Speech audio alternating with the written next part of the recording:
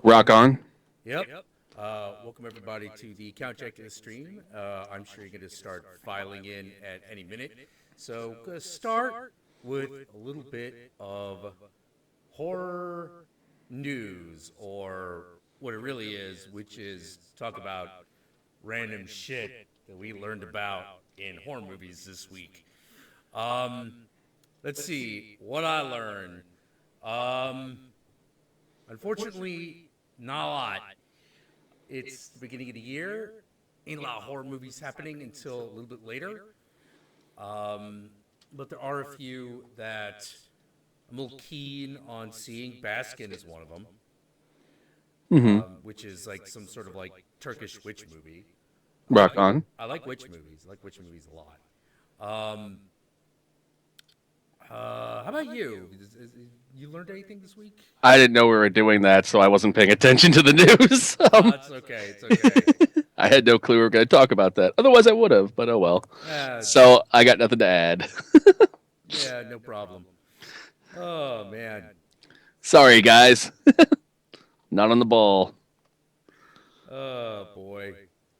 Yeah, it's just one of them things. Sometimes we got an idea of what we're doing. Sometimes we have absolutely fucking none. No idea whatsoever. No idea what's happening. Oh, jeez. Oh, man. Like, Magfest was great, though. Yeah, it was a lot of fun. Yeah. I had a good time. Yeah, good time in that. Despite the fact that we all got fucking sick. Yeah, that part I could do without. But, hey, it was a whirlwind of a week. Yeah, pretty much. Oh, boy. You know, I feel really bad because I can never figure out where the actual, like link to the actual stream itself is. It's really weird. Well, I found it on the front page, so that's what I'm using. Oh, okay. Of your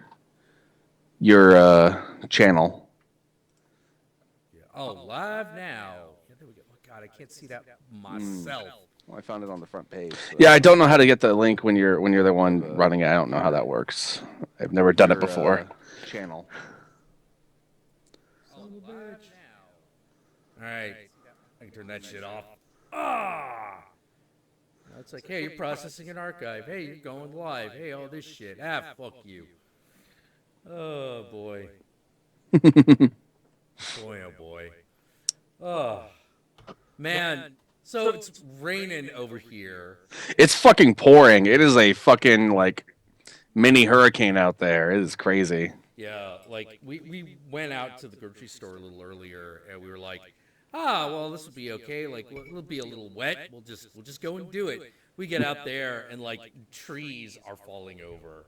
Yeah. Which was really odd, because it was like, whoa, wait, like, if it's this windy outside, how come we can't hear it inside?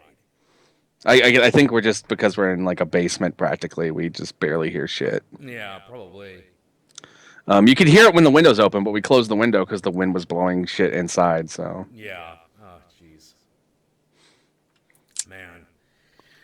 Oh. Well, that was loud. Yep. Oh, God. Welcome, Sean and Jesse, to the chat. Hey, how you doing? So, here's how it generally works, which is people ask questions, I answer them. I may do other stuff while that is going on, because for some reason my brain just kind of works that way. So go ahead, ask questions. They could be anything. Yeah, go ahead. And I apologize for my lack of energy right now. We had a little bit of a stressful time getting this stream up. And oh, Jesus. Yeah, like, as you can probably tell, like, for some reason, our microphone levels were just all over the place. Yeah. And then, like, I had to change positions. And so I'm like, I had so much energy, and now I feel like I'm just a grumpy Gus right now. And I apologize for everyone. Yeah. It's sometimes it's really hard to be on because we're like, yeah. And we, like, used up all that, like, go energy just getting everything to a point where it was workable. According to Patrick Thompson in the chat, you have a lack of volume. God damn it. Yeah, see? Yeah. That's what we're fucking talking about. Oh, come on. All right, hang on a second. Let's see. Come on. Open up. You sons of bitches. Appar- Sons of bitches. Apparently, we're also doing a stream at the same time as Nej. Oh. Oh, shit. I didn't realize that. All right. All right. How about now? We sounded good now? How are we sound in chat? Let us know. I know there's a delay, so we'll wait. Oh, man. Fucking wait. You jackals. Oh, we got a series of pretty good questions coming up, so Oh, sweet. we shall see. We'll get to the questions when we are for sure aware that you guys can hear us, because that is a mark of professionalism, and we're not really professional. We're not professional streamers, man. Like this is just like some shit we do to like hang out with people and kind of in public a little bit. All right, according to Ethan Tone, we sound pretty good, so there Awesome. you go. Duke CT, it was really cool to see you at Magfest as well. If we go again next year, I hope I'll see you again. If we do, it's up in the air at the moment. Yeah, it kind of is. Magfest used to be the big like go-to convention for all the Channel Awesome people, but it looks like it might be migrating to Com Bravo. Yeah, absolutely. Alrighty then, let us get some questions in. All right. Because as Magfest says, we're a music festival. We're like, ain't no goddamn music festival. I've been to music festivals. I've been to Magfest. I've been to I'm not Magfest. I've been to Ozfest. I've been to various other music festivals. There are key things that tend to tie music festivals together. Number one, they tend to be outside. They tend to be open air. Number two, they tend to be focused around the music, and they tend to have a whole lot of alcohol and shit going around and various other things. Sometimes there's like tattoo artists and shit like that, but and there's usually people sleeping in tents at festivals. That's the other thing.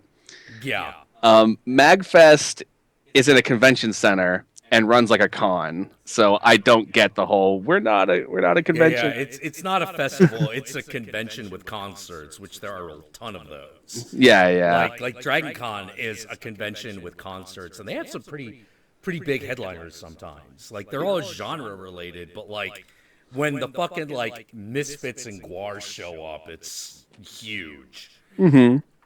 You know, so if it was like, yeah, we're a convention, but we largely host concerts, it'd be like, rock on, yeah, that works. You know, pretty much. Like, but then they get like offended if you call it a festival, and I'm like, get over yourselves. Yeah, the only thing I think of is maybe there's some sort of weird legal reason they can't call themselves a convention, but like that's what they are. I'm sorry. Yeah, you're a convention. Like, just stop. Festivals don't have panels. Yeah, that's a con thing. Anyway, let's see. What do we got here? Also, the Ren Fair. That's another type of festival I've been to. Like, yes. Different type. Let's see. King of the Ozone asks, any plans on reviewing Friday the 13th or other 80s slasher flicks? Well, I know for me that is like a huge chunk of what I review, but I'm guessing they're asking Jack because... Well, go ahead and answer, because my answer is I don't... If I can figure out some way of talking about it that is original, I will. But the problem is those movies have been talked about to death, and I don't have a good angle on them. That hasn't already been used. Like, there are a ton of good angles on them, but it's like, oh, this joke. Oh, wait, they've all been used by other people. Oh, yeah. Yeah, I could see that. I don't know what my next one will be. It could be anything. I think the last one I did was My Bloody Valentine, and I love doing that, but I've always wanted to do The Burning. The Burning. Absolutely. There's a ton that I want to do. So there'll definitely be more. I don't know when I'm going to do it next, but right now I'm kind of focusing on Night of the Creeps, and then maybe after that I'll do another slasher. But then again, I got a lot of people who want me to do Brain Damage after Frankenhooker, so we'll see. Oh, man, Brain Damage. Yeah, that wouldn't be a bad one, but like, I know you're working on like Night of Comet. Oh, sorry, Night of the Creeps right now. Yeah, that's what I'm all my attention is towards. All right, let's see. Sean Murphy, Count, have you read the Laundry series? And if so, would you ever want to see a TV or movie series made from the books? Yes and yes. There you go. Nice and concise. Yeah, I think Chris Strauss is... I'm assuming you're talking about the Laundry series by Chris Strauss. I'm guessing that's what he Or means. Charles Strauss, rather. Me and Okay, names. he'll clarify in a minute. For now, let's move on to Ileana Gonzalez's question. Evening, guys. I've been on a Giallo binge and was wondering if you've seen what have you done to Solange? I found it surprisingly emotional. I have. I actually own that movie. It is awesome. Oh man, I haven't seen that movie in years. Yeah. I've been meaning to. Oh man. Oh, that we got an excuse now. Yeah, totally. Someone brought it up in a stream. Now we gotta watch it. Yeah, one of the ones I want to bring up somehow, but like once again, it's like when I figure out how to do it is Eyes Laugh Face. Oh I yeah. love Eyes Laugh Face. Oh man, that's a good one. All right, Duke CT. So, how was Magfest for you guys? Was it fun? And what type of swag did you get? Oh, I had a fucking blast. Like, this was the best Magfest I had been to so far because this was the first time where I felt like I actually belonged among people. I always had this problem at the other Magfests where I always felt like whenever I was with a group of people, even though they're like my quote unquote friends and colleagues, I always kind of felt like they didn't want me there, and sometimes they would do things that would indicate that they didn't. Yeah. Well, this time, like, it worked because we went with like a whole group of people that we didn't actually know, but we it was like us, Luke, Crash Thompson, Razorvine, and those guys. Yeah, basically we were rooming with Kaluna, me, Jack. We had Crash Thompson, the rock critic, and Rocked Reviews, Luke Spencer, and Razorvine, who, if any of you know Razorvine or have seen his stuff, look him up. He is adorable. Yeah. The Gamer Media Geek, asked for it by name, and by gamer I mean Gay or mer. He's awesome. That was actually probably what made this one of the better Magfests, because we always had a group that we could hang out with at all times, and there was never any like moment of like, we're kind of not doing anything right now. What's going on? And then later you find out something was happening. Yeah, and like it's strangely enough, like we hung out a lot with Rap Critic and Film Brain. Yes, who are awesome. Both of those two are fucking bosses. Film Brain is adorable and nice, and Rap Critic is the life of the party, and I love it. Oh man, I got a drinking problem.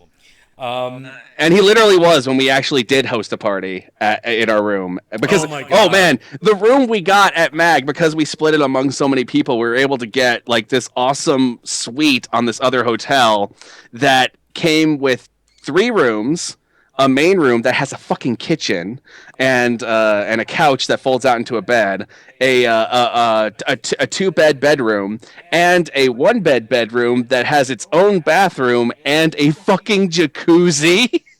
Yeah, that room was boss. That was Kaluna and freaking Luke that found that room, wasn't it? Yeah. Luke found it, and Kaluna was the one who told us about it. Yeah, that was great. That was a find. That made the whole trip like way better. Absolutely. It was fucking awesome.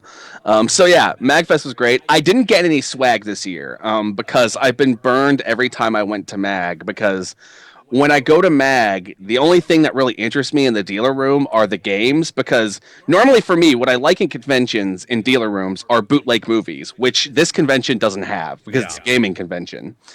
So instead, I get classic games that I can't get anywhere else because they just don't make them anymore at Mag. But every time I've bought a game, usually I like RPGs. So usually I end up getting like a 4-disc like PS1 game that I haven't seen in ages. But the problem is that you don't know until you get to one of the later discs that one of the later discs might be broken. Yeah. And I have no way of knowing that until I'm already home and already spent way too many hours in the game. Yeah, like you got to like that 3rd disc of Xenogears, and you were like, the 3rd disc is broken, son of a bitch. Exactly, and that happened to me twice when I went to Mag with 2 different games from 2 different dealers, and I was just like, you know what? I am just not gonna buy the bootleg games at the mag anymore because that burned me too hard, and plus they're way too expensive. Well, yeah, the discs especially. Like, I imagine cartridges are okay. Oh Because if yeah, those, like, plug in, those things are hard to break. And if they plug in and start playing, they're going to continue to work. yeah, 10 to 1 they will play from start to finish if they turn on. Yeah. Whereas the disc, you never know. You could get halfway into a disc and it might be busted. Yeah. You know. God, it's so weird to me that those things are now like vintage. Yeah, I know. Because I'm like, I remember like things like Xenogears when it was like it was like, oh hey man, let's go to the PlayStation store and like fucking get the latest game called Xenogears right now. Yep, I remember that too. I remember being there fucking opening day and getting that. Oh man, that game was so great.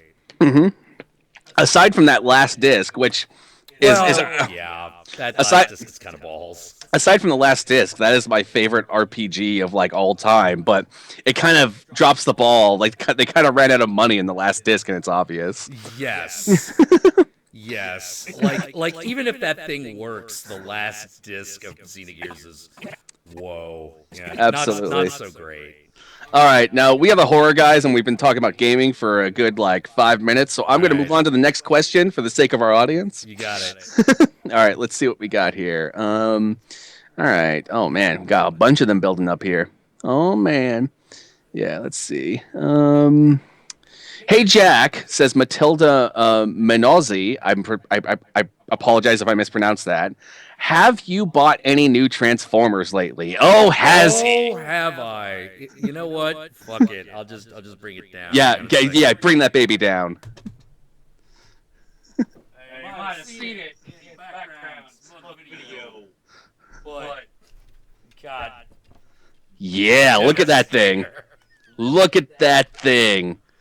Oh yeah, that is one sexy Transformer. Yep. Look at this guy. Bigger is better. I'm actually like, there's actually a video like that I've been putting together that is me playing with this thing in the makeup and all that. Yeah, we recorded a hours worth of footage of him playing with that thing. It was originally just an unboxing video that turned into a straight up plays with toys. If people remember when he did plays with toys. Yeah. And it's an hour's worth of footage. So he's basically going through it and like trying to edit it together. And a lot of technical things happened while we were filming it too, like lights fell down and shit like that. So he's kind of got his hands. He's got a lot on his hands right now dealing with that footage. Prepare for devastation. And we actually recorded that before Magfest, which tells you how long we've been he's been working through it. Oh man, guys, check this out. Look, fucking leg comes up. Oh, he's stepping on shit. He steps on shit. I should not be this entertained. Yeah, these fucking these swivels, all sorts of stuff. Oh god damn it! All right, while you play with that, I'm going to ask the next question. All right, let me put Devastator down. Sean Murphy asks, "Who do you think is the sexiest elder god?" I don't know. Jack, what do you think? You're the expert on sexy monsters. Shub-Niggurath, the Black Goat of 1,000 Young, because you know she gets down. There you go. Alrighty then. Hey Count Jackula, asks Taylor Owens, have you seen the 1986 science fiction action horror comedy Night of the Creeps? Yes. Many times. But there's a funny story about that. What you gotta understand about Night of the Creeps is there are like 3 cuts of that movie. There's the theatrical cut, there is the VHS cut, there is the cable cut, and now there are 4 cuts, aren't there? Well, actually, there is a the cable cut. The cable cut is a slightly censored version of the director's cut, and then there's the director's cut, which is basically the only difference between the director's cut and the theatrical cut. There's 3 cuts. There's the theatrical cut, which has the ending that the studio demanded. Right. There is the cable cut, which is the censored version for TV, but has the original director's cut ending. And then there's the director's cut, which is essentially the theatrical cut with that ending cut off and the original ending put back in. Yes. Now, I have seen I had originally seen the cable cut. Mm-hmm. Now, when me and Josh talked about Night of the Creeps, we had an argument about how that movie ended because I was convinced that it ended on the shot of the slug coming out of the dog's mouth. Mm-hmm. And I was like, wait, that's the end of the movie. And he's like, that ain't the end of the Night of the Creeps. And we had this big argument, and that's how we discovered there were 3 different cuts of the movie. Yes, because I was not old enough to see the theatrical cut. What Jack was. Yeah. I caught it mainly on TV, and I never saw the VHS version of it. It was one of the few movies I did not get on VHS, and I'm pretty sure Jack did because that has the theatrical cut on it. So I only knew the ending of the movie that ends with the alien spaceship coming down looking for the slugs. I did not know of the dog jump scare ending. Yeah. Yeah, the original one. The one that was on play on like it's Cinemax in the 80s had like the dog jump scare ending. Oh, because that cut is probably just straight up the theatrical cut if it was on Cinemax. Okay. The TV one, the censored TV one for non-cable TV, that one has the alien ending. Got it. Okay. God, that whole so many so fucking weird. Yeah. All right. And by the way, Jack also has watched it a lot recently because I am working on my video reviewing Night of the Creeps, so he has watched it a lot as I have watched it a lot. So yeah. Let's see what we got here. Garnet Muganda, and I apologize again if I mispronounce that name, to Count Jackula. What are your thoughts on the Insane Clown Posse? My thoughts on the Insane Clown Posse is that I'm not super into their music, but I get it. Yeah, that's kind of my feelings on it. The thing about the Insane Clown Posse is that they are stupid fun. They're not necessarily my kind of music, so I don't get into it the way other people do, but I at least get why people enjoy Insane Clown Posse. Yeah, the easy peasy. The only reason, in my opinion, that Insane Clown Posse has a really bad rap is because of the Juggalos themselves. They are like My Little Pony fan levels of obsessed, and they'll beat you down if you don't like ICP as much as they do. Yeah, like for real. Yeah, and a lot of Juggalos I've run into are just straight up insane, and to be fair, I'm sure there are people who have that same experience with metalheads. So I'm not one to talk. Like, it's just That's why I'm like that's why I'm like I get it. Yeah, exactly. It's not my music, but I get it. Okay, King of the Ozone asks another question. How do you guys feel about the weird Billy rape scene in the Black Christmas remake? Pretty fucked up. I feel like I don't like that the Black Christmas remake gives Billy a backstory, to be honest. I kind of liked Billy being this really mysterious, crazy person who shows up, you don't quite get a good look at him, and you don't quite know what the deal is. But you know the filmmakers know what's going on with him. Yeah. And it made him way more scary, it made him way more unpredictable, and keeping him in the shadows like that, just and like it's just like the shot of him walking down the hallway where you're just hearing him breathing as he's stalking these girls is some of the most unsettling things in slasher history.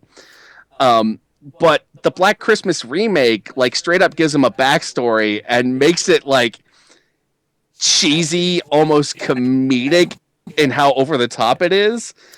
So it's like I get why people like that movie, but I'm not the biggest fan. Granted, I only saw it once in theaters, so maybe my opinion will have changed if I watched it recently. But I remember thinking that whole backstory was just kind of dumb.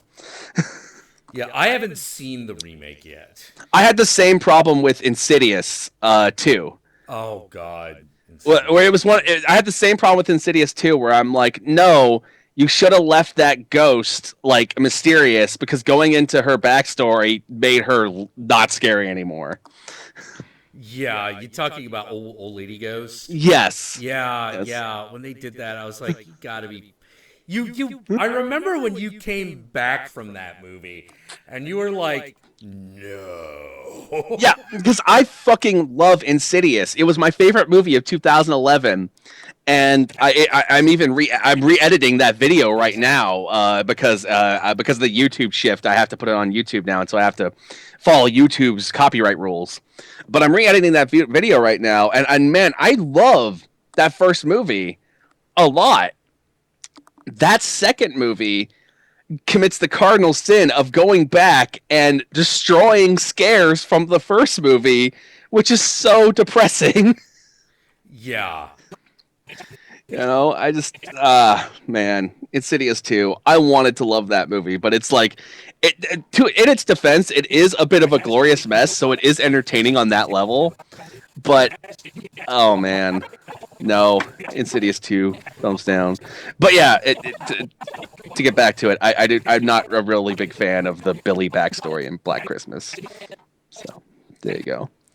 I don't know if you have any opinions on that, Jack. Well, I haven't seen the remake, but okay. Just hearing about it makes me go, no, I much preferred the idea that Billy is just a killer. Absolutely. You know what, Jack? That we'll put that on the list of movies because I want to rewatch it at some point. Like I'll show it to you and we'll. Okay, sounds good. All right, let's see what we got here. Sean Murphy says yes, definitely the Strauss books. So there you go. All right. Jessica Sharon. Have either of you guys seen From Beyond, and do you like it? Do you think there are any good Lovecraftian movies? I fucking love From Beyond. Now, From Beyond, while it's an adaptation of Lovecraft, does the thing that Stuart Gordon often does with Lovecraft, and that he adds sexuality up the wazoo to it, and I fucking love him for it. Yes. So it is not a very faithful adaptation, but it is an amazing one, in my opinion, of From Beyond. I love that movie. That's probably my single favorite Stuart Gordon Lovecraft movie. I think Jack's is Dagon. Yes, my favorite is Dagon. Yeah. So there's another Lovecraftian movie that's really awesome. Dagon's awesome. Reanimator is awesome.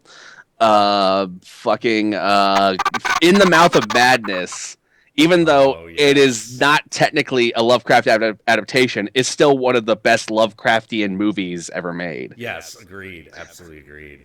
God, what's the other one? The one that is the one from the early 90s. It was God damn it. I'm completely... What happens in it? That's my problem. I'm spacing out on everything right now, so I'm just going to move on. I'm just going to move on. Anyways, yeah, there are really good Lovecraftian movies out there. Question to Jack: what do you think of Hornswoggle being the last WWE Cruiserweight champion? What do I think about Hornswoggle, or what do I think about him having like some sort of championship? I think the question is, what do you think about Hornswoggle being the last of that weight division champion? I don't give a shit. Jack has not really been watching wrestling for fucking years, neither have I, so... To put it into context for me, like I stopped watching around the time CM Punk like first showed up. I never actually got the appeal of that guy. I kind of found him really annoying. But then again, I came from the metal community, so I fucking hate straight edge kids. They are the worst. Anyway, Taylor Owens. Can you guys review The Howling? Now, here's an interesting thing about that for me. I've actually written an Adaptations episode on The Howling that is completely written. I even had my friend send me voiceovers of the passages that I'm going to use in that episode. My problem is I just have zero desire to make that video because I'm so bored of making the Adaptations episodes. I don't know what to say other than I like making the fun videos more than the analytical videos. I find analytical videos really boring to make. I don't know what to say. I feel bad about that. I know what you mean. I know what you mean. You know. So yeah, I will do that one day. I will do it. It's written, and I have the voiceovers to put it together. I just need to get the motivation to do it again. I need the passion back. Party. For like a better way of putting it. It But what about you, worked! Jack? You planning on reviewing The Howling? Because I think you want to do the second one more. If I do the Howling, it's probably just so I can fully review Howling 2. Because Howling 2 is a pivotal movie in my life. It is an absolutely pivotal film. It was the moment... For two reasons? For two reasons. Both, basically, and those two reasons are Sybil Danning's left tit and her right tit. Holy crap. Like, Yes. usually that woman steers away from nudity, but, like, she just let everything hang out in Howling 2. There Like, you go. I don't know what happened, but, like, during that period of time, she was like, you know what? I'm tired of not letting the girls out. Let's do this. Mm-hmm. All right, Bill Linden. Anyone else excited for a live-action Akira movie? I am on the fence about that idea because number one, 90% of what makes Akira good it will be really hard to translate to a live-action setting. Yeah. So much of what makes Akira good is the animation. Mm-hmm. So I don't know how live action is gonna matter. Like the best thing I've seen in that regard is Chronicle is probably one of the closest we'll get to something like that. And I love Chronicle, but I don't know. We'll see. I don't have much faith until I see a trailer that gives me some hope or something. Yeah. Let's see. Ethan Sketches. What video was the most fun to make? I asked this on the last stream, but you didn't really get to answer it. Okay. For me, Evil Dead by Evil Dead episode and the Texas Chainsaw 3D episode of Fright Flicks were the two funnest episodes for me to do. What about you? Yeah. I think it's gonna be a toss up between. Oh God, the one that was the most fun to do. Jesus, I gotta think about this. Just. Oh fuck. I don't know. I actually don't know. Like, I think probably Texas Chainsaw was definitely one. I think one of the other ones is the one I'm trying to get back up right now, which was our Fright Flicks Evil Dead video. That was a really fun one too. Yeah. Like that one. Like that one we just went completely insane. Yeah, that was a blast. Yeah. I think of the regular reviews, probably. I'll be honest. I don't think I've done my best of the regular Couch Jackula show yet. You know, I really don't think so. Like, I don't. It's weird that I don't have a real answer for this. Mm-hmm. You know, I tend to make a video, try to learn what I can, and then move forward. Mm-hmm. You know, so I don't really. Well, I think part of the problem is that you beat yourself up and stress out so much when you make a video that you don't have fun. I do. Like, I get really... So you don't remember really having fun, out. even though you did. Yeah. And I think that's what's going on there. Yeah. Let's see. Let me... Go and ask the next question. I'll go through some of the old episode lists. Yeah, try to think what's really fun. Actually, no. Now that I look at the list, I can tell you which one was the most fun to do, and that was Return of the Living Dead. There you go. That was a fucking blast to shoot, and I wasn't even in front of the camera for that one. Like, yeah. Fucking, that one was great. Fucking awesome. All right, there you go. There you go. I hope that satisfies the question, Ethan. Sorry we didn't get to it last time.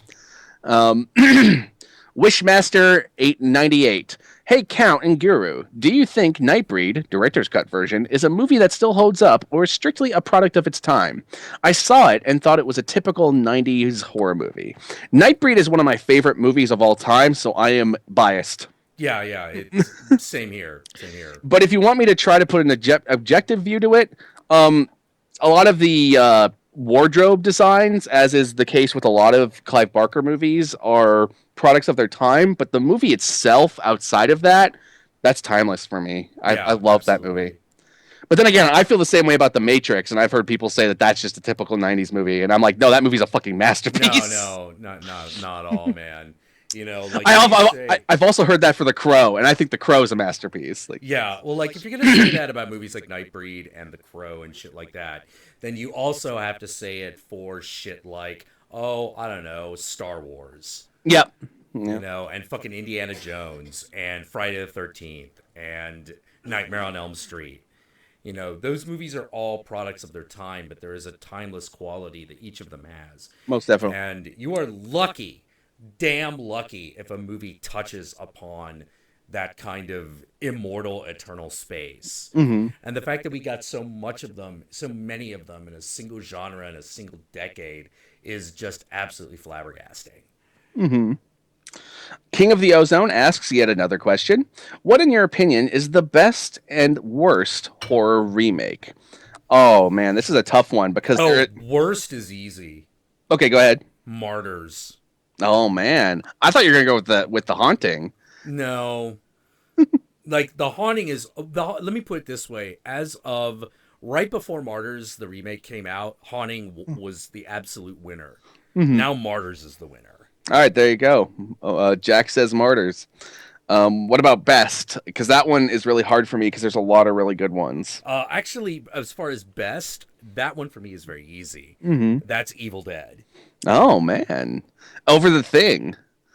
Over the Thing remake, yes. Damn. Oh, wait. Are we count? Oh, if we're counting John Carpenter's The Thing as a remake. Oh, that's totally a remake. Okay, if we're counting that, then John Carpenter's The Thing. Okay. All right. Rock on. All right. For me, the worst. Worst remake. There's a lot of shitty ones. God, what is one that really, really got to me?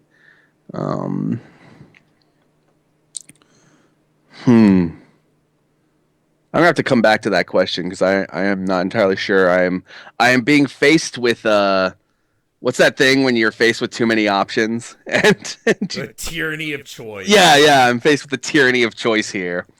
Let's see. Would you ever tackle horror in other media, comics or video games, for example? Asks Black Bear. I've considered horror video games. I've considered horror comics, but movies are what I am really passionate about. Mm-hmm. So I'm not going to say no. Yeah. Because I don't think the answer is no. I just think the answer is I haven't done it yet. I have no intention of like reviewing a comic by itself. I might, if I get the passion to do adaptations again, do some adaptations of that, like 30 Days a Night, for example, or Walking Dead or something. But the most I'll do is I might start streaming myself playing games and shit. But I don't think I'm going to review a video game anytime soon. So there you go. Does anyone want these guys to review Dead Alive or Brain Dead, or who gives a fuck? The New Zealand 1992. Oh yeah, okay, yeah. Basically, does anyone want us to review Dead Alive or Brain Dead? Unfortunately, that is not a question for us, Taylor Owens. That is a question to the people. So how is it, people? Well, what is it, people? Do you want us or one of us or both of us to review Dead Alive, aka Brain Damage or Brain Dead? Not Brain Damage. We'll find out later. Let's see. What is the next question on the list? It's all about what the people want. It's all about the people. Sean Murphy says that he wants to see us review more of Miike's films. Oh. That's actually funny because like one of the movies that one of the weird crossovers I always wanted to do is I always wanted to do a crossover with Bennett the Sage on Itchy the Killer. Oh man. Yeah. And there's actually, even if he doesn't want to do the movie, there's actually an anime adaptation of Itchy the Killer as well. So there you go. Ibrahim Hassan, question to Jack and Guru: would you guys do a review of any Takashi Miike film? Um, sure. I think the voice of the people is clear. Yes, obviously we need to tackle more Miike. That's good. I'm a huge Miike fan. I love Miike movies. I am one of those guys who has a bunch of little, like, I have a bunch of individual Miike films that I've collected over time, and I have a bunch of collections where they dump a lot of the movies that aren't worth your time, but I want them anyway. Let's see. Adding to what Taylor asks, have you ever thought of reviewing Peter Jackson's Meet the Feebles? I honestly think Jack should do that.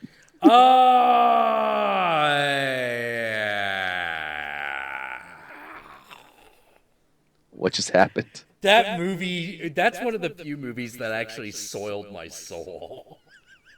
I'm not. Pussy. It's a great movie. It's a great movie. It's not a bad movie. It was just one of those movies where, at that point in my life, I had never seen anything like it.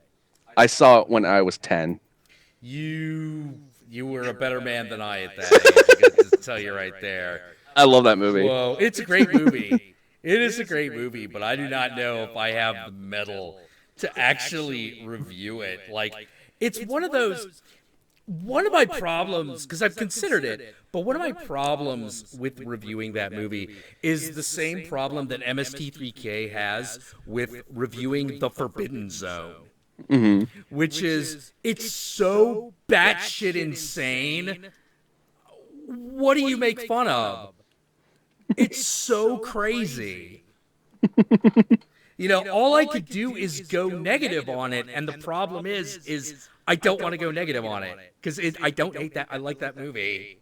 Well, absolutely. Well, you don't have to go negative on it. Like, you could.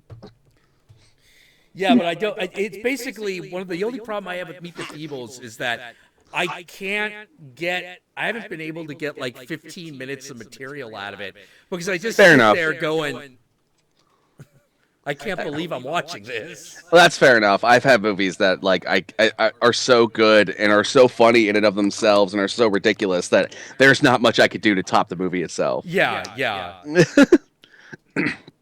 All right, TZ the Geek. Is that Devastator totally worth it?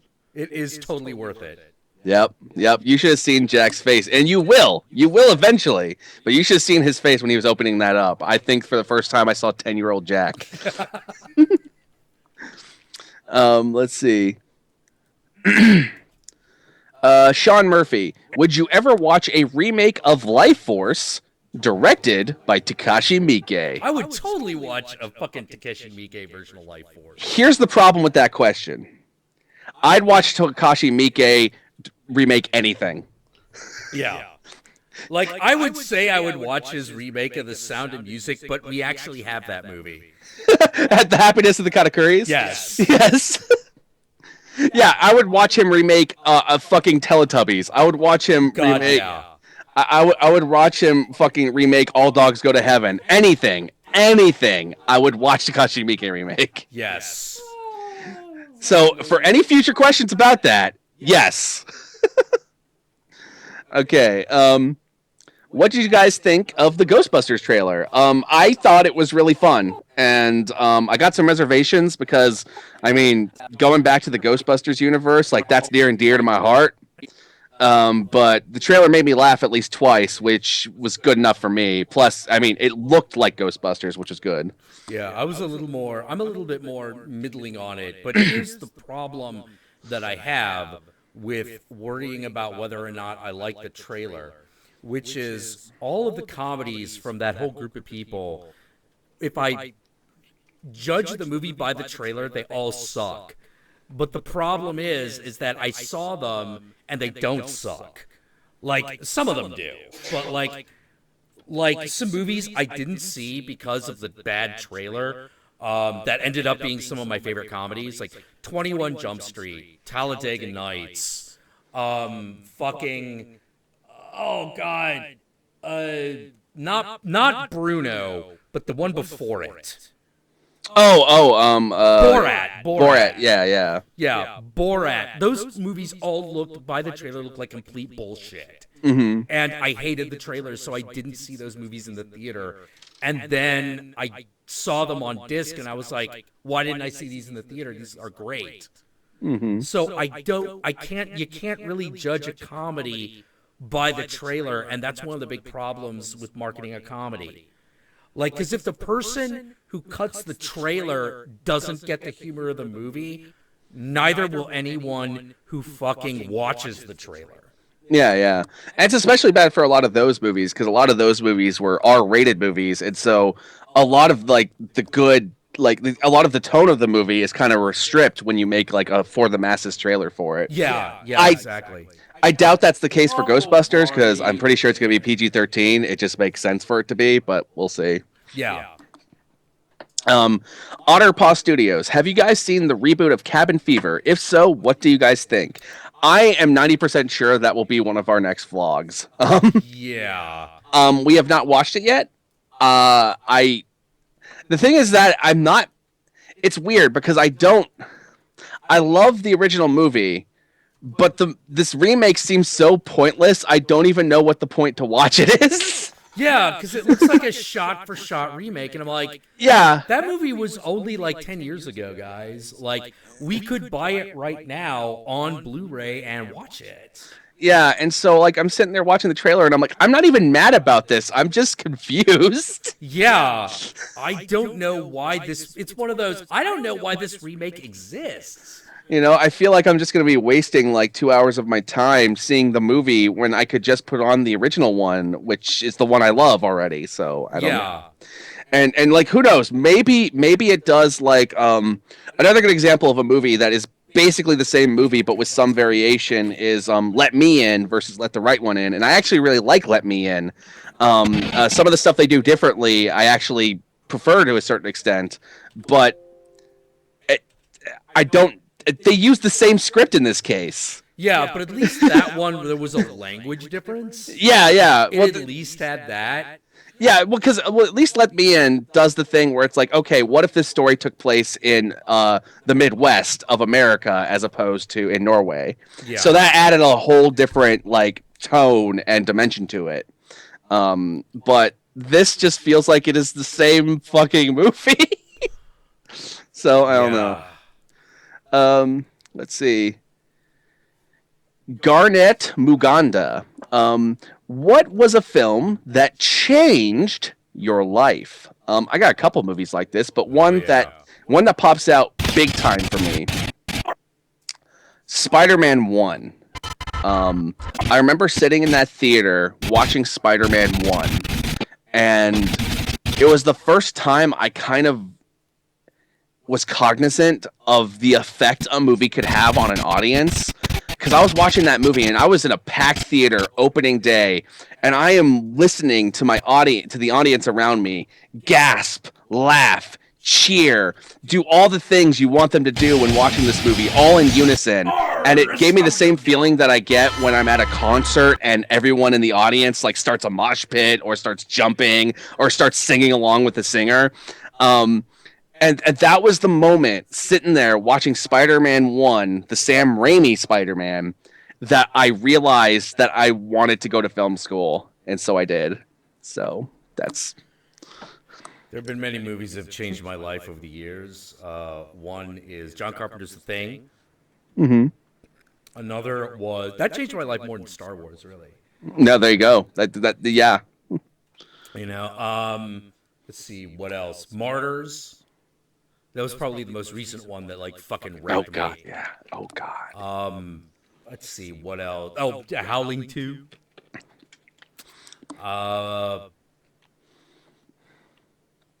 Probably my first porn movie that changed my life forever. I can't even remember what my first porn was. It was something on the internet when I was fucking like 6 or something. Well, I remember what was on the screen. I can't remember what the fuck it was called. Like, because for me, it was like back in them video store days. Mm-hmm. I was 18. I was like, wait, I can legally go and rent porn. So I did. Mm-hmm. And I got something. It had some blonde girl with huge tits on it. I can fucking remember the image of her fucking the dude. Mm-hmm. But like, what it was called, I have no idea. It was set in a strip club. There you go. There you go. All right, so there's a couple movies that changed Jack's life, and at least one that changed mine. All right, Teasy the Geek. What is your favorite so bad it's good horror movie? Oh God, here's the tyranny of choice again. So bad it's good. All right, I'm gonna try to leave out movies that I think are legitimately good, but are intentionally bad. I think it's got to be a movie that's like Troll 2, where they were trying to make something great, but it ended up being so bad it's good. Yeah. And with that in mind, Yeah, because we ain't talking about gooder flicks here. yeah. You know. Because like Hobo with a Shotgun intentionally is trying to recreate those kind of movies, but it itself is actually a really well constructed movie. Yeah. Same thing with like Piranha 3D. Exactly. But like Troll 2, Plan 9, Manos, Manos. a talking cat. Oh God.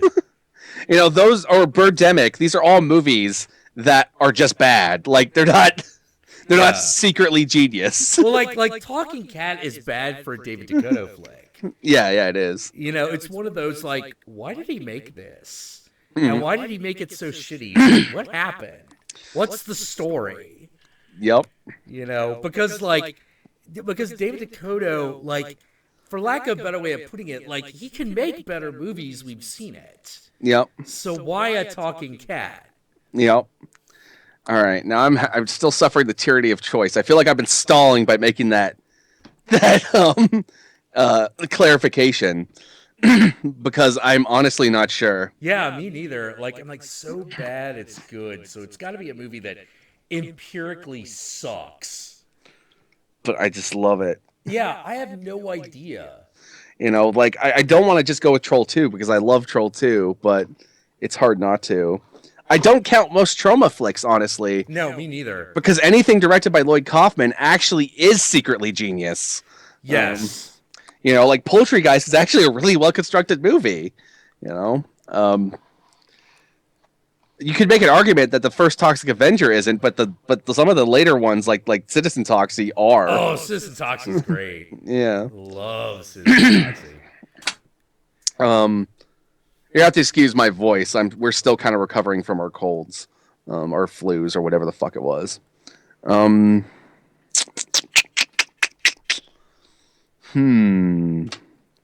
There's something obvious. I know there's something obvious. Yeah. I've got the same thing going. I'm like, I know there's something like real obvious that we can put in, but I can't think of it. Mosquito. Oh, there you go. Oh, there we go. Yes.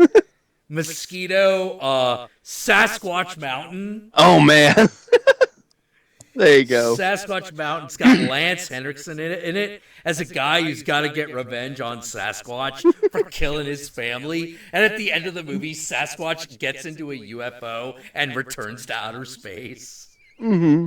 I am not shitting you. Sci-fi original movie Sasquatch on the Mountain. Ask for it by name. Or if you want to ask for it by its other name, it's called Devil on the Mountain. I don't know why they don't want to tell you that it's Sasquatch on the cover. Mm-hmm. All right. Ibrahim Hassan. Question to Jack and Guru. Have any of you seen or read Gyo or Gyo? I don't know how that's pronounced. I think it's Gyo. And yes, it is by Junji Ito, the same guy who did Tomie and Uzumaki. I have not seen or read that. It is disturbing and weird as shit, like all of his stuff.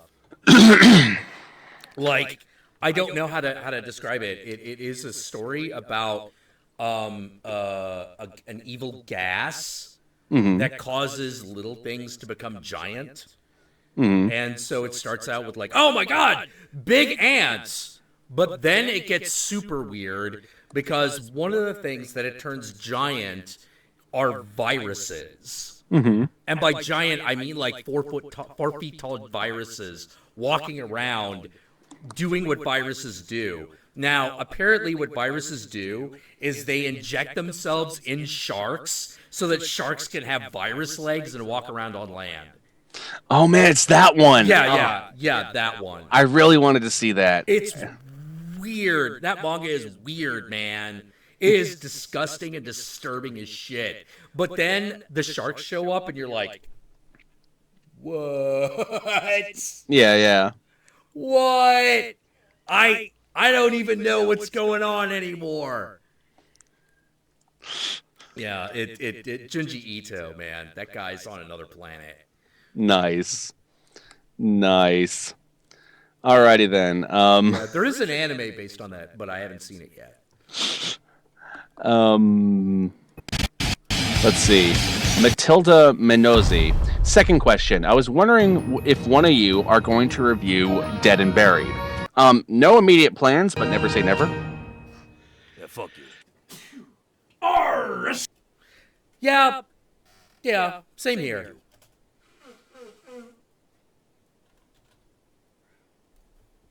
Alrighty then. Question for Guru. By Rick Classic.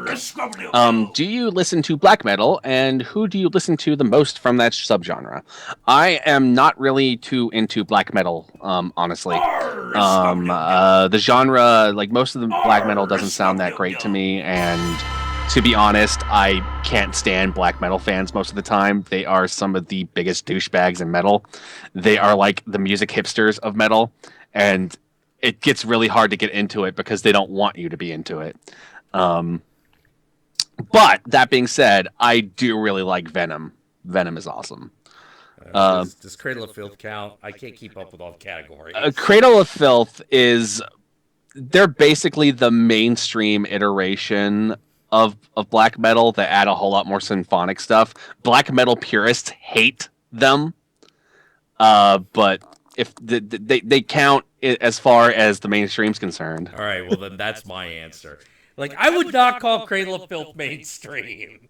Well, that's the thing. That's the problem, is that this gets skewed when you get into the metal community, because the elitist metalheads are like the underground of the underground. So just being underground and not double underground makes you mainstream. Let me guess. Ghost is mainstream now, isn't it? Yes. God but damn it. here's a good litmus test. Okay. Did they have music videos that appeared on a television? Then they're mainstream as far as the metalhead community is concerned. Wow. Yep. Yikes. That is weird. Yeah. I mean, I get it. I get it, but I don't get it. You know, Like, I understand the thinking, but it's always been like...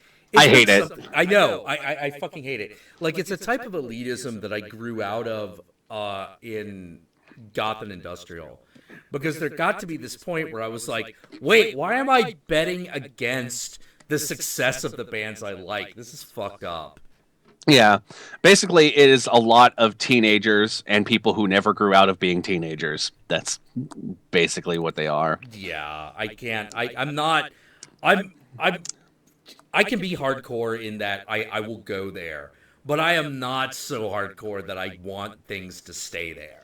Well, yeah, and a lot of these elitists are such douchebags that they reject the brotherhood of metal, which is so ridiculous to me, because that's such an integral part of all the big bands that started the genre. So it's like, wait, so you're telling me that there's a, like, look, I know I've been gone for a while, but you're telling me there's a branch of metalhead that is against the Brotherhood of Metal? yes. That is fucked up and retarded. Yeah, well, that's my big problem with a lot of black metalheads, is they have a tendency to be like, if it is listenable, then it is too mainstream.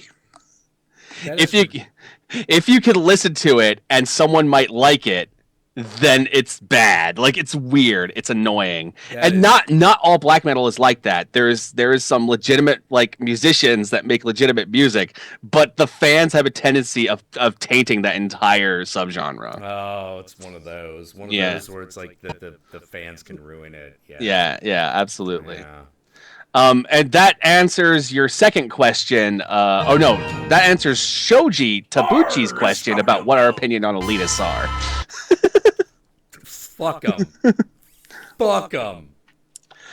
Jacob Martin, to both Jackula and Josh, I keep hearing good things about Natural Born Killers. Does it hold up? Yes. But watch the director's cut, not the theatrical cut. Agreed. Agreed. It changes the movie. Carter Caps, have you guys been watching 11/22/63? No, I read the book, What? but I have not watched the show. I think it's like a Hulu show, so like I don't have a Hulu account. So all over the place. Yeah, let's see. Wait. Oh, here's a good question. Otterpaw Studios. What is your favorite Craven picture? Ooh, hard one. Oh boy. Wes Craven picture. Favorite Wes Craven picture. Part of me wants to say Serpent in the Rainbow because I fucking love that movie. Yeah. Part of me wants to say People Under the Stairs because I fucking love that movie. Yeah. The Hills Have Eyes. Part of me wants to say Nightmare on Elm Street because it's Nightmare on Elm Street. And part of me wants to say Scream because that movie was so important to me growing up. It's the tyranny of choice again. I'm going to commit to Serpent in the Rainbow, though. There you go. Okay. I'm going to probably go with The Hills Have Eyes. There you go. But but with the caveat that we're talking about edging out on like on the smallest, thinnest of margins. Yeah. All right, here's a question specifically for Jack by the cartoon physicist Naughty List. What is your favorite Misfits song? And they want you to know that their favorite is Dig Up Her Bones. Probably Saturday Night. I really like Saturday Night. That's a good one. Yeah. That is a good one. Yeah, because I'm gonna declare it right now, like Last Caress is just off limits as your favorite because that needs to just automatically be your favorite if you're a Misfits fan. There you go. So that one don't count. Garnet Muganda, what are your thoughts on Goosebumps? Now, I gotta ask. Yeah, we need clarification on that one. Do you mean the books? Do you mean the show? Do you mean the movie? Or do you mean Goosebumps, the franchise? Which is all of those things. I guess we'll answer those in succession. I grew up the books. I love them. Obviously, there's something you grow out of because as you get older, they don't quite do it for you anymore. That being said, I kind of read them while I was also reading shit like Stephen King, so I was kind of already growing out of them as I was reading them. The show is stupid, but I kind of have a special place in my heart for it. And the movie was really good. I enjoyed it. It's a solid kids horror adventure movie. Jack, what's your thing? By the time Goosebumps happened, I was a teenager, so it was pussy kid shit. As I grew older, it became that thing that a younger generation of horror fans liked, but kind of grew out of. And there were a bunch of younger people who it was about as far as horror got for them. But I appreciate Goosebumps for its existence because it does plant the seed of the desire for terror. And so I appreciate it on that level. But as far as like, how I feel about it as a person who had already watched Pet Sematary by the time it came out, it did not leave any impact on me. I remember it. Those covers I thought were pretty fun. But I think my favorite thing out of the Goosebumps everything probably actually was that movie with Jack Black in it. He was great in it. Yeah. I loved his Slappy. His Slappy was. Oh, his Slappy was so good. Yeah. All right, let's see. Soji Tabuchi, how do you guys feel about being on the Nostalgia Critic? It was an honor to be on a show. Yeah, it was cool to be asked. He was one of the first guys I watched that does the kind of videos that we do. Him, Spoonie, Angry Video Game Nerd, like those are like the three people that got me into this entire video reviewing scene to begin with. So it was kind of like a dream come true to show up on Nostalgia Critic at some point. Yeah. Even in the small capacity that I did, you know. So that was pretty cool. Well, you apparently loved that cameo. You loved that cameo, man. Yeah, which was made me really happy. Ronan S636. Any tips on fighting high-level enemies in Fallout 4? I haven't played it, so Grow stronger. there you go. All right, Ethan Tone wants to know, what are straight edge kids? All right, all right, there are layers to the straight edgeness. But basically, when I was a metalhead, straight edge kids were a very specific type of kid. They were often Christian metalheads who had sworn off drinking, smoking, meat, and sex.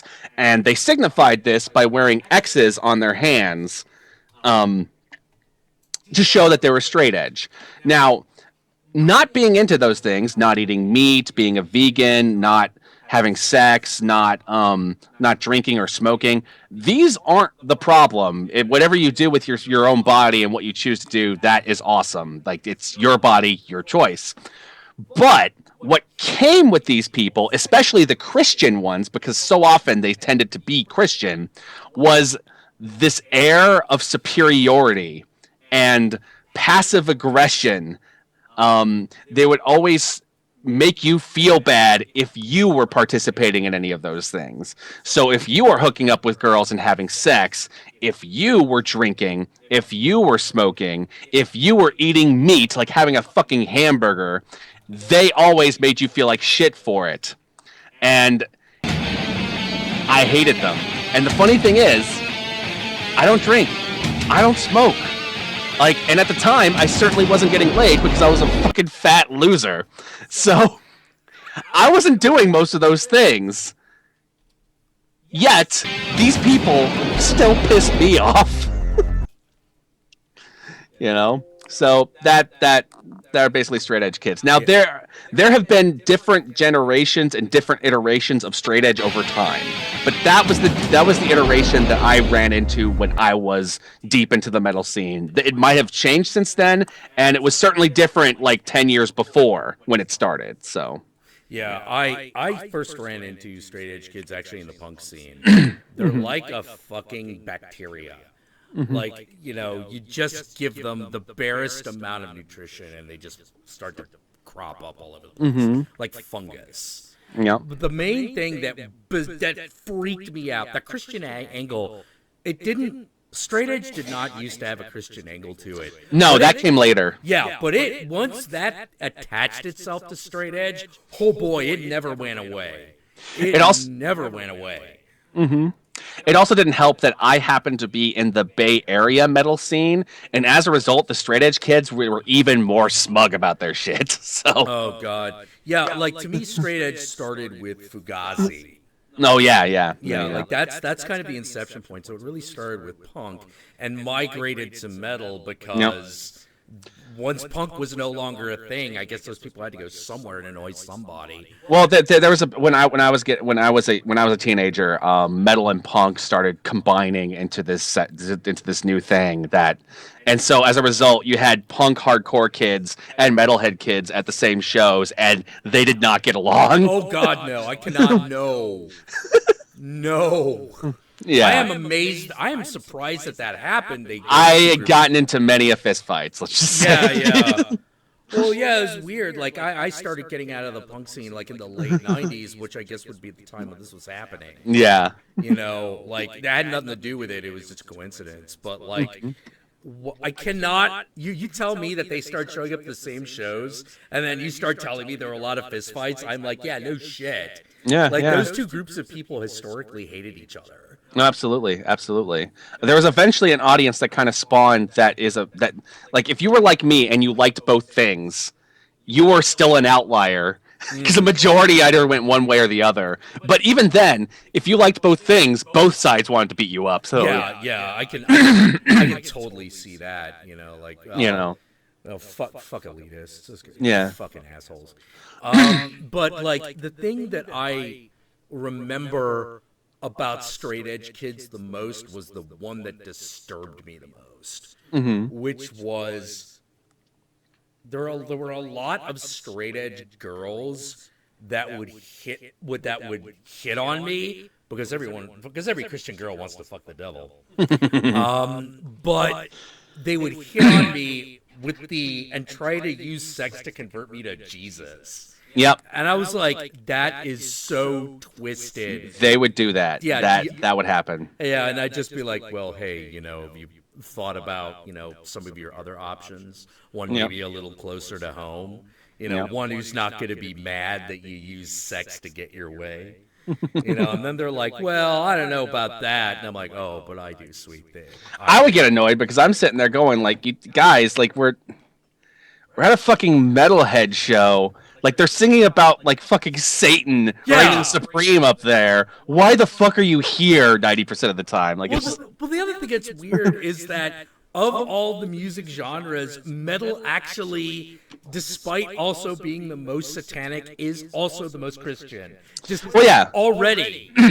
Like, people think of Slayer as this big satanic band, but 90% of them are Catholics. Yeah. Like super, super devout Catholics. Same thing with Black Sabbath. Like, same thing with Alice Cooper. He's a big Christian. They're actual Satanists within the genre, like lead singer of Akercox, like that. Yeah. And they exist, and they're atheists within the genre too. But like the genre itself was kind of built on Catholics, essentially singing about Catholic mythology, but from the dark side of it. Like it's But that said, there's still a difference between them and like the quote unquote Christian bands. And you could feel it every time you heard it. Oh god, yeah. It's so fucking awkward. But anyway, like we've gotten so off topic here. Let's get this train back on the tracks. Okay, got it. Otterpaw Studios. Guru, do you even like The Howling? Jack? Yes, I love The Howling. The Howling's a classic. I fucking love The Howling. Yeah, Howling's great. I mean, it sits in the shadow because it came out around the same time as American Werewolf in London. Yeah, that's the only problem it has. That it sits in the shadow of that movie. But here's the thing I will give Howling over American Werewolf in London is that the transformation is better in American Werewolf in London. But the actual design of the werewolf in The Howling is better. Because it's the two-legged werewolf that stands up and has that awesome like silhouette, and I prefer that over the bear werewolf. Yeah. Like that was the one problem I had with American Werewolf in London is that I'm like, oh, it's just giant wolf. Oh. Yeah, it's basically bear wolf. Yeah. I much prefer like Wolfman. Yeah, the same thing that the Silver Bullet did. Yeah. The Silver Bullet for the longest time was my favorite werewolf design ever. Oh yeah, the Silver Bullet has a really good one. I even say it's better than American Werewolf in London's, even though American Werewolf in London still reigns supreme as far as the transformation's concerned. Oh yeah. It's so weird that there are these different aspects to the werewolf. There's the werewolf itself, there's the transformation sequence, and then there's the movie surrounding the werewolf. Yep. And if you get any two of those right, you got a good werewolf movie. Absolutely. Speaking of which, if any of you haven't seen it yet, definitely check out Late Phases. Late Phases, yeah. Probably the best recent werewolf movie I've seen in a while. That one, in my opinion, has awesome transformations, awesome effects. The werewolf design is a little wonky, but it's a really awesome werewolf movie. So there's your recommendation for the night, Late Phases. Yeah, Late Phases is great. Ethan Tone, are you guys going to bring back Friday Night Fright Flicks any day? Because that's some of my favorite stuff you guys do. Maybe the problem with Friday Night Fright Flicks is that it is really hard to keep up with it because the episodes really are only relevant when they come out immediately when the movie comes out, but it's really hard to have that quick a turnaround because Fright Flicks are some of the more complicated episodes we can do. Yeah. We were turning one of those around like every week or every 2 weeks for like a year. And we got straight up burned out from it. And it also started affecting our opinions on the movies we were seeing because we got so burned out. Oh my God, yeah, it did. We got so burned out, it became hard to even enjoy the movies we were watching anymore. So it was one of those, we had to put it down for a while. We might bust it out once in a while if we feel it in our guts that we got to do it, but... Yeah. Like, no immediate plans. yeah, the funny thing is that most of the really good shit that we were doing with Friday Night Fright Flicks became part of our regular show. Yeah. We kind of took a lot of the stuff we were doing with Friday Night Fright Flicks and kind of added it to our shows, which is why you see like little bits with like Mass Slasher and stuff happening with our shows and things like that. Uncle Varney also comes from Friday Night Fright Flicks. Yeah. Uncle Varney is actually a character that has, like, in my opinion, come into his own after Fright Flicks. Honestly, like, you know, like he's kind of really grown into one of my favorite characters on the Count Jackula show. So. Yeah, he's fan favorite Uncle Barney. I really like Uncle Barney, but my thing is that I definitely feel like he is best in moderate doses. Well, yeah, he should not be every episode. I don't mind putting Mass Slasher in a lot of things just because he's great foil when you need a joke. Yeah. If you need a joke that requires a second person, Mass Slasher is just great foil because you could, if you want him to be the crazy one, it's great. If you want him to be the straight man, it's great. Like, it's, you know, so Mass Slasher is versatile that way. Also, in case any of you wondered, Mass Slasher basically took the spot that Count Wysolula used to have. But the problem with Count Wysolula is there's only so much you could do with him, and he's kind of a one-note joke. Yep. Ibrahim Hassan, question to both Jack and Guru. Would you guys do a review of a Serbian film? I've actually thought about it because I love that movie, and I find it funnier than most people do. Yeah, that was actually way back when, back in the early days, before time. Serbian film was I had this when I was gonna test out the Count Jackula show, and I was gonna do 4 reviews. It was gonna be Unrest, Raising Cain, I Spit on Your Grave, and a Serbian film. And I was like, I'll do those 4, and if I do those 4, I'll at least have like these 4 little episodes that I've done, and I'll show them at parties or whatever. Mm-hmm. But when I got to I Spit on Your Grave, I was like, oh, geez, this is actually going to get a lot more complicated. You know, as you can see by the actual I Spit on Your Grave review that I did. You know, that one is massively complicated. Mm-hmm. But by the time, but before that, everything that I wanted to say was Serbian film was set in Brows Held High. Oh yeah, I could see that. And so I was like, yeah, Kyle's review kind of his review actually had a line that basically summed up my feelings on the movie, which was in his review he's calling United Nations like that was the review, right, where he was calling United Nations, and I think Ed Glazer was on the other line. And like, God, it's been so long since I watched the review, but hopefully I'm remembering it correctly. And he's just like, you gotta destroy this movie. You gotta destroy Serbia. You gotta get rid of this thing. It's awful. It's disgusting. And I think Ed Glazer says something to the effect of, so you want to destroy this movie because you saw a horror movie that actually horrified you. And that right there sums up my opinion on everyone's reaction to a Serbian film. Yeah. I love that movie. That movie is a fucking masterpiece, and it is one of the few horror movies that straight up horrified me while also making me laugh at the darkest shit. Agreed. Absolutely agreed. Sean Wall, hey, what's your guys' take on Rob Zombie's new film? I'm looking forward to it. Yeah, I am completely looking forward to it. It sounds like an awesome cross between like a mix of like the game, what's the fucking game? I am completely spacing out. Like Death Race or that Manhunt. Oh, Manhunt, yeah. It feels like like based on what I'm hearing about it, it sounds like a cross between Manhunt and Funhouse. The Toby Hooper slasher. It's set in the carnival. I think it's Funhouse. I think I'm remembering correctly. That sounds about right, yeah. It sounds like a mix between those two, and I'm so down with that. Because I love creepy carnival stuff. And one that is ultra violent in Rob Zombie style I'm so in. Yeah, That's the thing about Rob Zombie is I love Rob Zombie movies when he's Yeah. making his own stuff. He really shouldn't be making other people's stuff most of the time, but when he's making his own stuff, it's gold, in my opinion. Yeah, agreed. Let's see. Oops, sorry. Oh no, did I lose the chat? Oh wait, it's still here. Cool. Let me find the next question so that the audience may get their answers. I got fucking nothing. I got fucking nothing. All right. Because I accidentally closed out the window, my chat only goes back so far. So if I missed any questions between this question and the one we just answered, my apologies.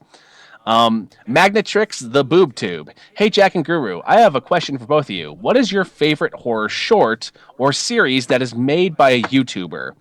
I can't think of any. Me neither. I'm not. Here's my problem. To me, horror is long form. Horror is long form for the most part. You know, it's about sustaining tension. So you need a level. If you don't have enough time and enough space, you can't adequately build that tension reliably. You have to rely on the dirtiest tricks. And the problem is not the tricks themselves. The problem is you get used to them very fast. So YouTubers, it's my big problem with like the creepypastas. Once you notice the formula and you notice it really fast, none of them are terrifying. Almost none of them, you know. And so the problem I have with like, now I'm assuming you mean like people who try to do actual scary stuff as opposed to other YouTube horror reviewers. If you want to know the answer to that to me is a different question, which I'm willing to answer, just not the one I'm on right now. But the problem is, to me, horror is long form. You need a good, sustained period of time in order to build it, because you have to transport people into that space of vulnerability. And it's really hard to do that on a dime. It's almost impossible. It's less reliable to do it that quickly. You know, it is more reliable to do it the long way. So I don't really know any like horror YouTube thing that ever got me on that level. There have been some that I've seen that have been like really bad, and I laugh at those people, which I'm not going to tell you who they are because that would be cruel. That would not just be. They've never done anything bad to me, so why should I badmouth them? Yeah, pretty much. You know. All right, Ibrahim Hassan. Question to Guru and Jack: Misfits, or Glenn Danzig? And I'm assuming they mean Glenn Danzig solo as opposed to his Misfits work. Overall, in my opinion, the Misfits has maintained a level of quality throughout their career that is consistent. There are very few bad Misfits albums. Agreed. But in terms of one album that's in terms of like just having an album that fucking blew my mind, Danzig's first album is probably the best album out of all of them. But Danzig as an artist has not lived up to that album most of his career. Yeah. So if you're going for consistent quality, Misfits, but if you're talking about best album, probably the first Danzig album for me. Yeah, I would agree with that, actually. I definitely listen to the Misfits more on the reg more. Oh, definitely, because they have just more material to listen to. You know, Oh God, that's worth listening to anyway. Yeah, like I like the beginning of Black Aria a lot, but the rest of Black Aria is kind of not that great. Yeah. A lot of his later albums over time have like one or two like really great moments and stuff like that, but just as a whole aren't that great. Yeah.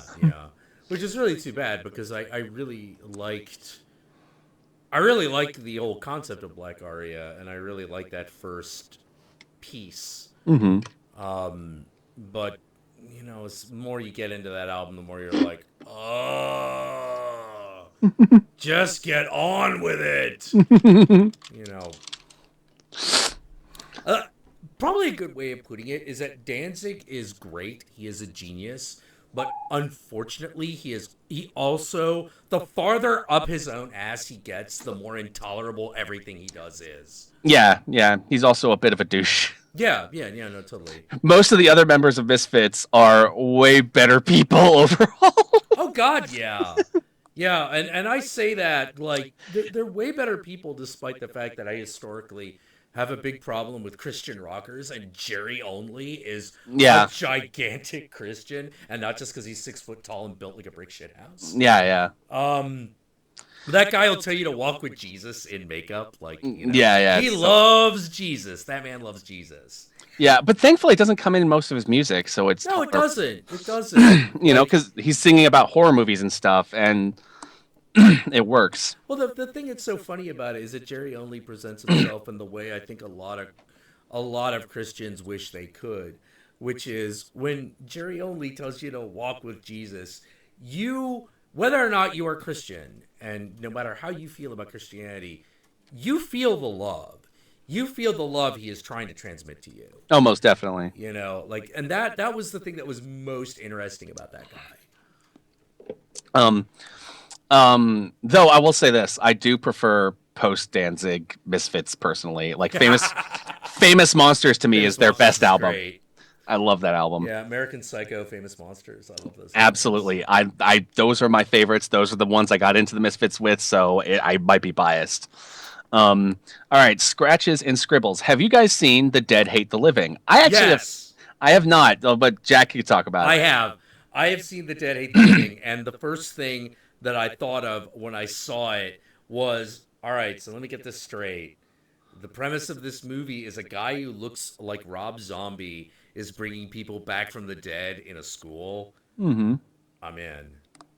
I'm going to watch this. It ain't that great, man.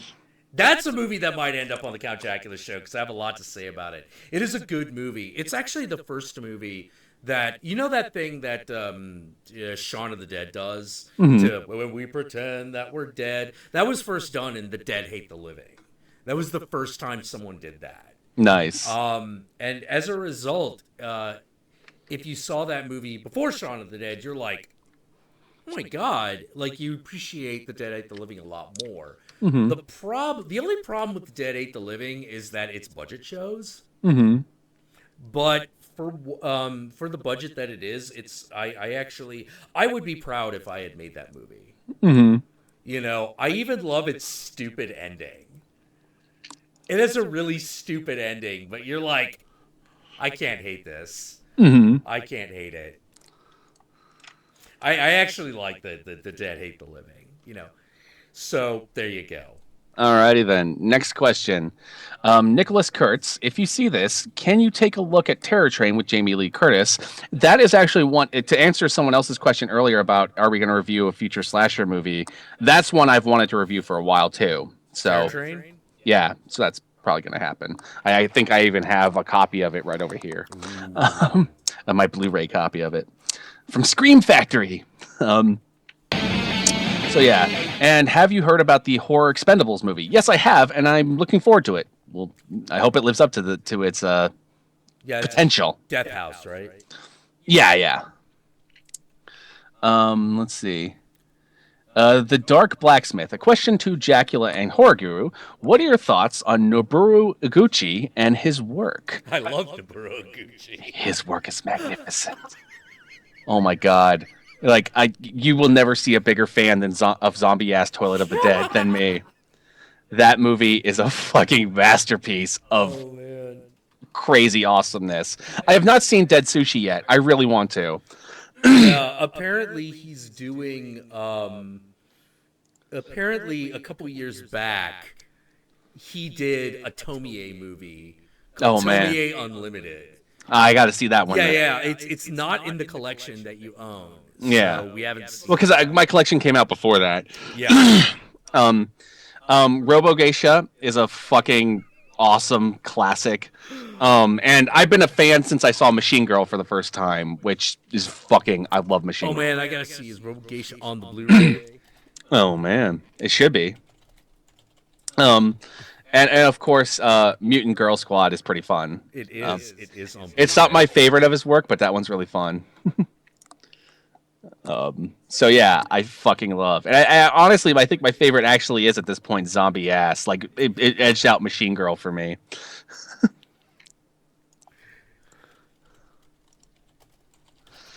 All right, let's see what we got here.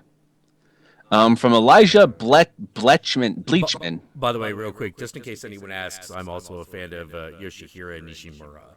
There you go. Horror Guru, where are you? I don't know. Where is anyone? Is I mean, do you not see Jack behind me? Like, I'm in the same room as him. But eh? All right, let's see. Apparently at some point Gomez was very visible because they are going apeshit in the chat over him for like a good 5 minutes here. He's sleeping, Aww. hanging out on the rug.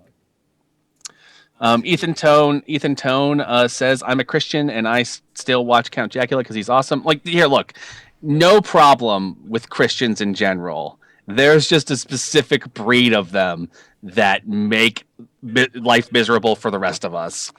I know many Christians. I have many friends that Yeah, absolutely. You know, there are many members of my family that are Christian and tolerable. There are some that aren't. It's one of those. Not all Christians, but Yeah, it's not always what you believe. Sometimes it's how you believe it. most definitely. Let's see what we got here. I can definitely say the same for a lot of pagans and witches that I know. Whoa, boy. Jacob Martin, how would Jackula appraise Roger Corman's The Mask of the Red Death in terms of Levian Satanist ideology oozing from its celluloid? Well, you kind of just said it. It's there. Yeah. You know, it's there. It's great. It's glorious. I love how that movie just kind of. Oh man, it's a good movie. Mm-hmm. I love Roger Corman's just ability and his willingness to just make a buck off anything. Mm-hmm. Like, usually that kind of attitude is really, really, really unlaudable. Mm-hmm. Roger Corman somehow just is able to just go with it. Absolutely. To the point where I'm like, I can't be mad at you. You're just the master. Absolutely. He is the shaman of schlock, in my opinion. Yes. That is my phrase I use on my show for him, which comes up in my Night of the Creeps review because in Night of the Creeps, the university they go to is Corman University, in a nod to Roger Corman. Because if any of you haven't seen Night of the Creeps, it is essentially a cross between an '80s movie and a 1950s movie. It is homaging both and combining them into one thing. So there's a lot of influence from Roger Corman, as much as their influence from people like Sam Raimi, who is also name dropped in the movie. So there you go. Cartoon physicist Naughty List asks, "Hey Jack, if Draculons are the space counterpart of vampires, what would be the space counterpart of werewolves?"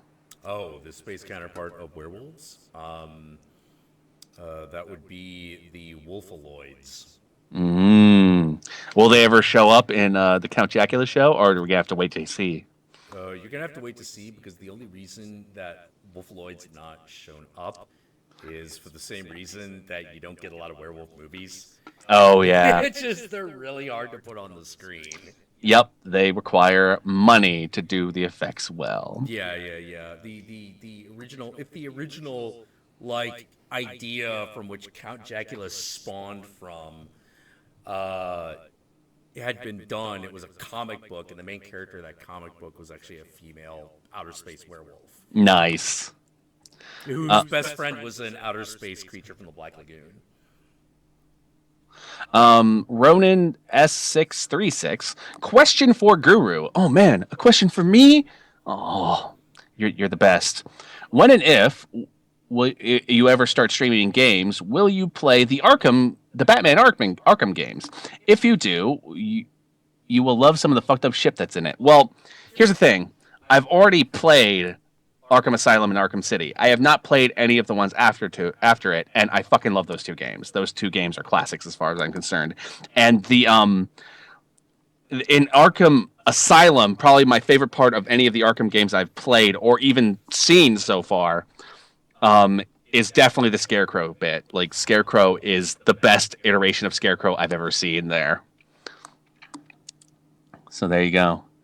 Sean Murphy, Guru and Jackula. What animated horror movies do you like?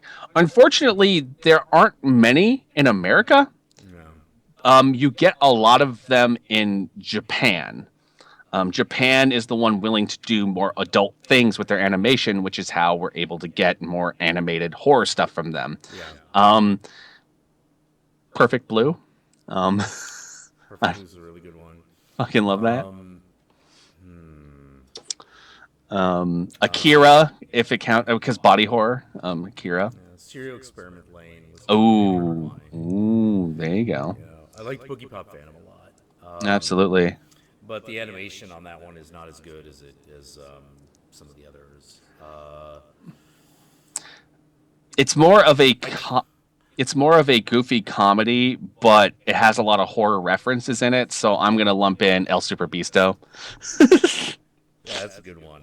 Yeah. I really did they do an anime of Uzumaki? If not, they should have. I don't think they did, but that would have been amazing. Yeah, they should have made an anime of that because some of the crazy shit that happens requires like flat cell 2D animation. You know, I don't know how you're gonna do that story about the girl where the spiral comes out of her head and make that not stupid looking. And that's the important bit. And not make it stupid looking unless it's flat cell animated. Yeah.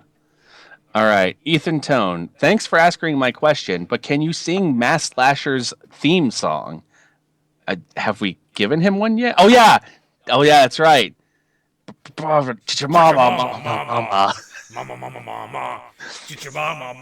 Mass Slasher. Someone's dead in the kid's bedroom. It was me, Mass Slasher. Da da da. Someone's dead, and it don't look good. It was me, Mass Slasher. Da da da. Slashing, hacking, slashing. I'm afraid to know me. Okay. Before you ask, yes, Melissa McCarthy will play him in the next Mass Slasher movie. Oh my God, Melissa McCarthy as Mass Slash would be amazing. All right, let's see what we got here. R. Ryle M asks, just to clarify, is it Uncle Barney or Varney? And if it is Varney, is it supposed to be a reference to Varney the Vampire? Yes and yes, it's Varney. There you go. It's a reference to the Lord Byron character, yes. There you go. The Dante Dark Demon 201 asks, what's y'all's opinion on Rammstein? I fucking love Rammstein.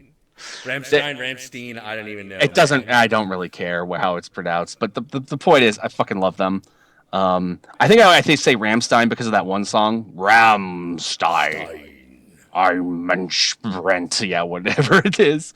I fucking love Rammstein.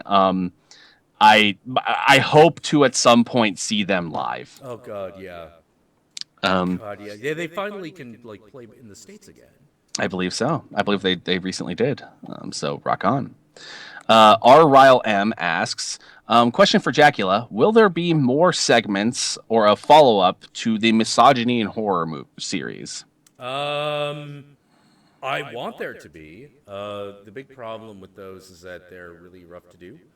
Like how to put it. If you've been with me for a very long time, you'll notice that right after I spit on your grave, I disappeared for like 4 months. Mm-hmm. There's a reason for that. Like that video was rough. Yeah. Like that shit was rough. Like, and it's one of those things where I'm like, I know I can do it again, but I'm definitely like looking at it and going like, oh geez, whoa, like that was so rough. Plus like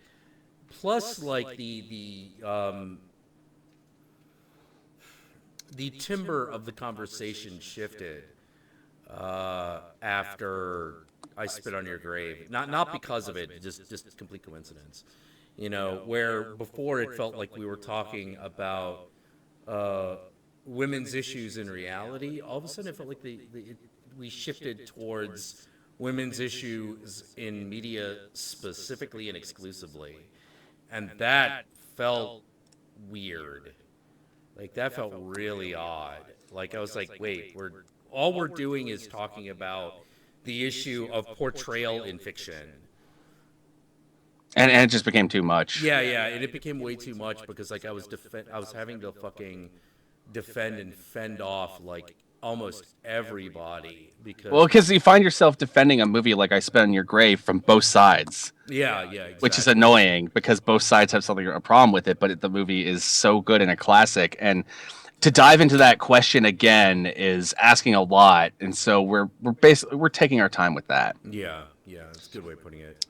The cartoon physicist naughty list. Are you ever going to review a trauma film? I know for me, Poultrygeist has been on my list for a while. I think the only reason why I haven't done it yet is that Diamanda did a really great episode of it with I believe that was with Drew Wario. Yeah. And that episode was really great, and it's one of those I don't know if I'm gonna be able to top that. So one day I might do it. There are other trauma movies I've considered. But what about you, Jack? Do you mean like legit trauma movies or like movies that they have distributed? I think we'll go with legit ones, but I mean, as far as distributed, there's a ton I could probably cover. Yeah. Like one that they distributed, but I don't think they make that I kind of might get into at some point would be Fortress of America. It is not a horror movie, but it's one of those movies that's just like. Did they distribute Parents? They did. No, that might be a good one. Yeah. I've considered doing a full like legit episode of Toxie 4. You know, maybe even like Terra Firma because those are two of my favorites. Or maybe even Nukem High. I don't know. There are no definitive plans, but I'm open to the idea. It's just a matter of like, can I come up with something that I think is worth filming? Yeah, absolutely. Makes sense. Ibrahim Hassan, question to Guru, what happened to Dagmar? Dagmar's an interesting character because I created him because I honestly felt like I couldn't carry a whole review just being me. So I created a character to bounce off of. But eventually I no longer had anything I could do with that character. I don't even know what my idea around him really was anymore. And he just felt kind of like baggage that I didn't need. So I just kind of dropped him and started focusing more on me and became way more comfortable doing the reviews just myself. And if I needed to bounce off someone, I had Jack or I have Mass Slasher or any of the other characters we've created that are far more well-rounded, more interesting, and more versatile characters. So that's basically what happened to Dagmar. Otterpaw Studios. What's your favorite Mario Bava film? For me, it's Black Sunday. I love Black Sunday. Black Sabbath comes as a close second. I think Black Sabbath. There you go. It's Black Sabbath. It's fucking classic. Another horror anthology that really works. Yep. I love the moment where Boris Karloff is answering the phone. Kung Fool asks, have y'all seen any lucha films? I think Jack has seen way more than I have. Yes. Like Sento versus the Vampire Women, Sento and Blue Demon versus... it's the one where they're like, you know, trying to stop diamond smugglers with a million masks. It's weird. I like them. They're good. They're good ones. They're bad ones. I've seen both. Most of your best bet is if it's a Mexican wrestler fighting a monster, it's gonna at least be a watchable movie. If they're fighting diamond thieves, it's gonna get a lot sketchier. Alrighty then. R. Ryle M asks, "What's your opinion on gothic horror like The Haunting or The Innocents?" I love that stuff. Um, Gothic horror is great. It is basically all atmosphere and suspense, and when it's done well, it's some of the best horror movies out there. Yeah. That's why I like Crimson Peak so much. Yeah, Crimson Peak is a good example, though that one leans a little more on the gothic romance than gothic horror, but it's True. still there. It's still an element there.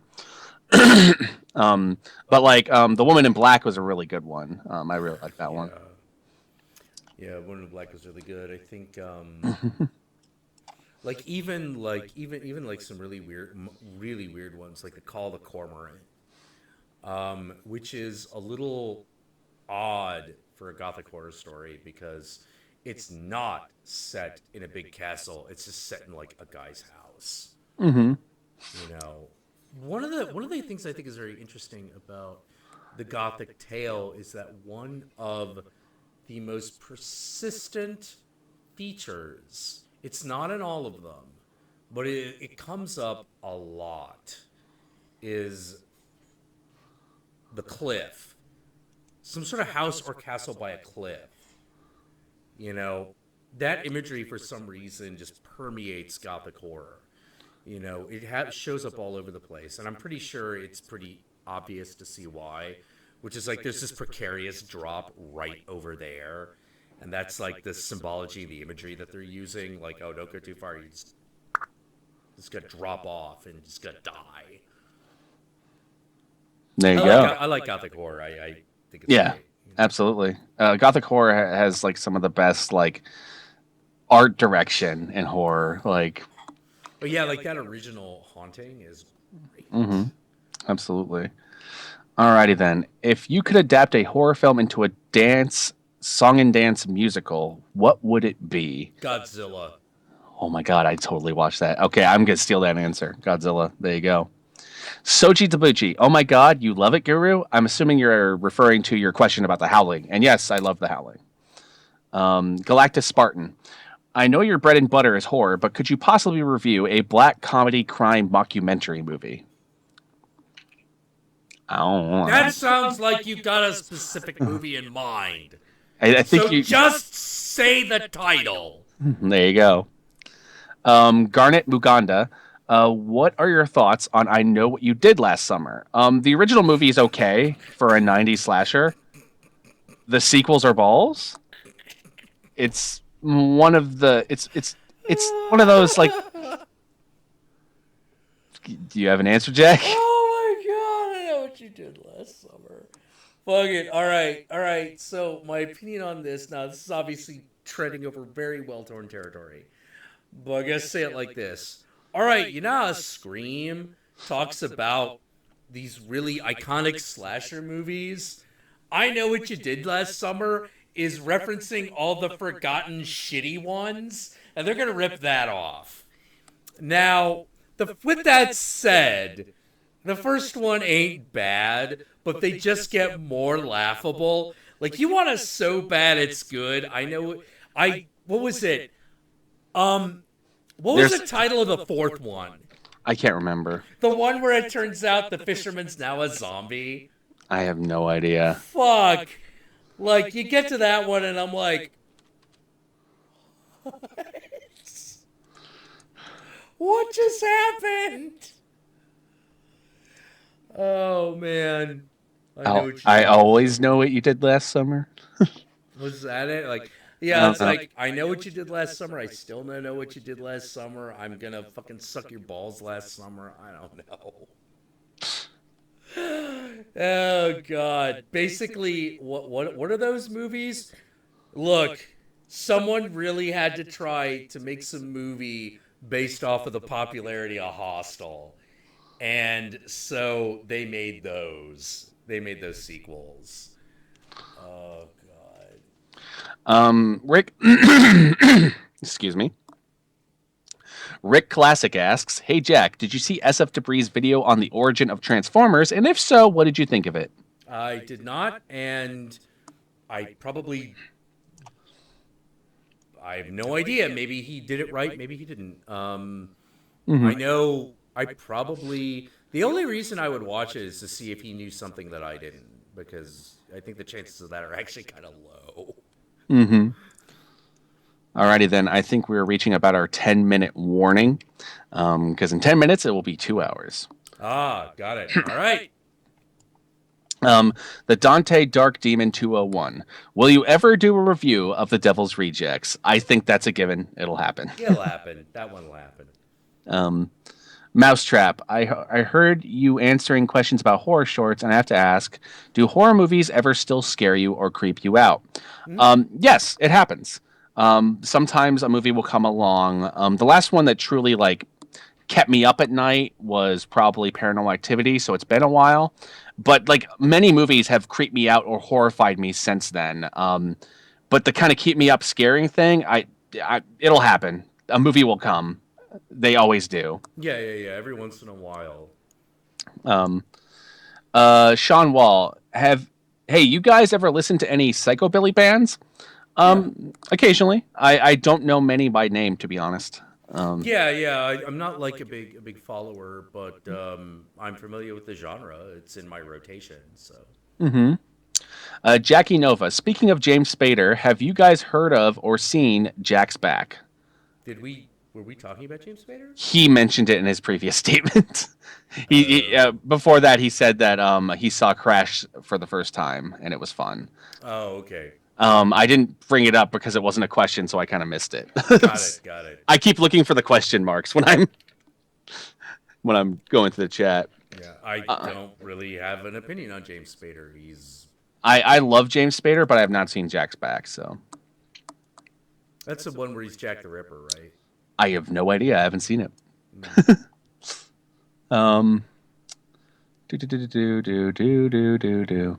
Question to Count Jackula and the Horror Guru by the Dark Blacksmith. Oh man, he's dark and he's the blacksmith. That's fucking racist, man. That's like Marianas Dark, man. Marianas Trench.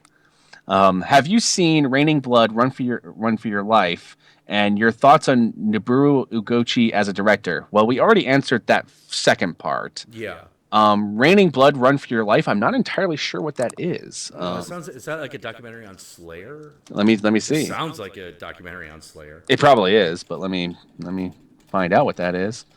Oh no, it's an Iguchi film. I have not seen that one then. No. Wow. Oh, but you just told us something we didn't know about. So That guy has made hundreds of movies, so there's plenty that I have not seen. Well, yeah, he's like Miike. He makes like 3 a year, something like that. I think that's just the Japanese cinema way. Yeah, it could be. Is just always working, always put something out. Give me a second. I accidentally closed the damn stream again. My apologies to everyone. I'm looking at a trailer. There are a lot of girls killing people, which is, it's an Iguchi film, so yes. Mm-hmm. There's some sort of Charlie Brown imagery happening. A lot of shots of cameras going between girls' legs. I like that. Okay. Yeah, I just have to watch it, I guess. Okay, if there was any question in between the last one and this next one, my apologies. I closed the chat, so I can only go back so far. R. Ryle M. Have either of you seen Being Human, either UK or USA release? I have seen Being Human. I'm pretty sure it was on Netflix, if it's the movie I'm thinking of, and I actually did a quick vlog on it on my channel. I liked it. It was a pretty good movie. Unless we're talking about the series. I think we're talking about the series, since he mentioned the BBC. Okay, I have not. Yeah, I've seen the BBC. I have not seen the American one. I've seen like 2 episodes of the BBC show. I liked it. Oh, you're right. Either the UK or USA series. That's okay. I'm an idiot. My bad. Yeah, it's okay. No, I liked it. It seemed okay. For some reason, like it came out at the same time like True Blood did. I kind of like True Blood a little bit more because it's a little bit more redonkulous. True Blood is way better. I love True Blood. I love True Blood. Ibrahim Hassan. Question for Jackula and Guru. Have any of you guys watched the Guinea Pig films? And if you have, what did you think of them? I've watched them all, and I fucking love Mermaid in a Manhole. That was the movie I was going to bring up, yeah. Yeah. Most of them are just kind of there, but Mermaid in a Manhole is legit awesome. Yeah. Well, that one's kind of special because there's actually, like, you know, a narrative structure and shit happening. There's a story. Mm-hmm. You know, as opposed to the story being, I followed this girl home and then I plucked her eyeball out. Mm-hmm. Okay. Is that it? Yeah. Okay, then. Someone in the chat said that Jack's audio is off. I don't know what they mean by that, to be honest. It's possible. Can you, as long as you can hear me, like, that's pretty much all we can do. Yeah, there you go. Everyone is okay. I got to the part where they're all reacting to you doing the Mass Slasher song. They're reacting the same way they do the kitty, which says a lot about how people feel about Mass Slasher. Nice. Let's see.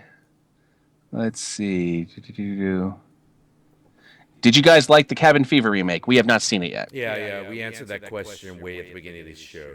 Yeah, I think this person just joined in, so I was just catching them up. Ibrahim Hassan, question to Jack and Guru. Have you guys read anything by Toshio Mayode? Like, I have no idea how to fucking pronounce that, but the subtitle is Legend of the Overfiend. Oh, Legend of the Overfiend? That would be Uratsuki Doji. There you go. I have. The comic is way more brutal than the animation. The characters are a lot more amoral. Like in the animation, Amano Jaku is kind of the heroic figure, and he is in the comic too, but he's a lot more don't give a fuck, and by don't give a fuck, I mean like throws a baby in front of a train just because he doesn't want to deal with it. Like he saves a baby, he's like, why did I save you? I don't give a fuck about no baby, who cares? You know, it's fucking brutal horror tentacle rape story. You get what you pay for. It doesn't lie to you. I don't know what else to say though, because that's kind of like asking me like, hey, what do you think of Orson Welles? Kind of a good filmmaker, right? Yeah. No, but yeah, no, I actually really like I like Legend of the Overfiend until it gets to future times. Then it starts to really blow. Because you're just like, really? Okay, we're in future times now. Could we not be in future times? Because this sucks. Alrighty then. The Dark Blacksmith comes back again with a grim, dark question. Question to Guru and Jack. On anime and horror, have you guys seen Lilycat? Yes, I have. There you go. It's hey, as far as like fucking look, I gotta tell you about Lilycat, and this is what it is. Lilycat is someone going, hey, you know what two movies we ought to put together? Alien and Leviathan. Perfect. And we'll make the cat the kind of maybe villain. Like the thing about Lilycat that frustrates me is that it's named for a character who's barely in the movie. Mm-hmm. You know, I don't know. I think there's a manga that maybe it's a little bit different there, but I haven't read that. All right. Trev Pocalypse asks, thoughts on Steak Night? I have not seen Steak Night, I don't think, unless it's called something else somewhere else. Steak Night. I'm assuming that's like Vampire Steak. Probably. It's a vampire horror film from 2010 that... Oh, this is Steak Land. This is not the same thing. What is Steak Night? I don't know if I've seen Steak Night. I don't think I have. Might want to clarify in the chat if we're talking about Steak Land, because that's the only thing I can find, honestly. And I have seen Steak Land and I liked it. Um, let's see. Up. We've officially reached 2 hours. Do you want to do like last round of questions or something? Yeah, let's do the last round of questions. All right. I am going to skip everything right now. People in the chat right now, ask, and the next 5 questions we will answer. So go. Lightning fire round. Lightning fire round. You got this. Let's do this. And yes, Trev Apocalypse. I have seen Stakeland and I loved it. So now that you've clarified that, here we go. Yeah. Okay. Veritech Alpha Beta. How'd you like Magfest? It was a really great. We had a really great time this year. It was probably one of the best Magfests for me, honestly. Yeah, that was also at the beginning of the stream. That one don't count next. Yes. Mary Mormon. What game will you start streaming with, Guru? Probably Chivalry, because that's all I ever play lately. So there you go. All right. One. Holy shit, we just got a flood of questions. JB Joanne Russell. Have you guys ever seen Hausu? Yes. And that is a classic. Love that movie. That movie is fantastic. What I love about that movie is that it is done by a director of Japanese commercials. Mm-hmm. And if you know how batshit insane those are, imagine a whole movie of that shit. There you go. Have you guys seen Stitches? Yes. I like Stitches. It's really fun. You've seen Stitches, Jack. I saw it with you. Yeah, it was a good movie. That's what happened. Otter Paw Studios. Favorite Dracula? Christopher Lee for me. So, there you go. What about you, Jack? Ooh. Favorite Dracula? I'm going to say Gary Oldman, because I'm kind of riding his dick as far as, like, the style of vampire with the top hat and everything. Yep. All right. I have no idea how many we just did, so I'm going to do one last one. Star Wars 9001. Thoughts on Slender Man? I skip it. Do the next one. Fuck Slender Man. Okay. Question to Jack and Guru: have you guys ever played any of the Onichan Bara video games? I might be mispronouncing that. I don't know what that is. I might be mispronouncing that, so I'm going to type it into the chat, and you can tell me if... What the fuck?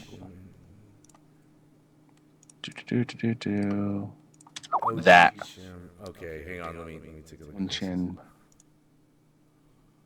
I have not, for the record. Ochi. Okay. I don't know. It seems to be about a girl in lingerie with a cowboy hat and samurai swords. Sounds like a classic. Yeah, 10 out of 10. I feel like we should actually end on a question we actually know something about. Okay. So maybe when I play this game, it looks like a game I might play though. All right. A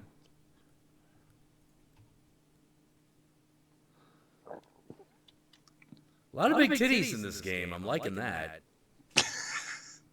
R. M. Ever watched Suicide Club? I have. I love it.